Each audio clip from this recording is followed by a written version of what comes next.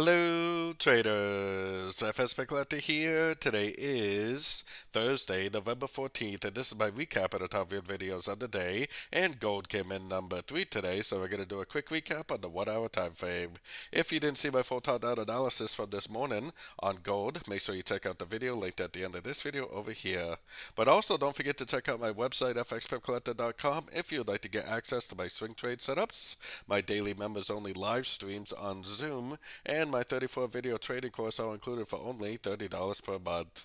So anyways, gold definitely did break structure to the upside today. Nice little impulsive move to the upside. That's great news for me because that tells me that the last little series of lower lows, lower highs is complete.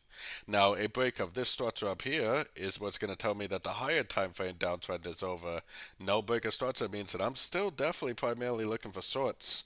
Most likely this move that we're getting right now is going to end up being a correction to the last series of lower lows, lower highs. Hopefully this is a wave A. Likely it's going to go down and make a correction to this move up, wave B, then probably back up for a wave C. If I see any sort of a three-wave pullback, three-wave correction up to one of these Fibonacci levels with an engulfing move to the downside, I definitely would continue to look for shorts and continue to go short at the end of three-wave pullback and Fibonacci bounces. If it does decide to break structure to the upside, that's fine. After the break of structure, I'll start looking for pullback entries to go long. So don't forget to join my free Discord group. It's linked down here in the corner. And as always, thank you and happy trading.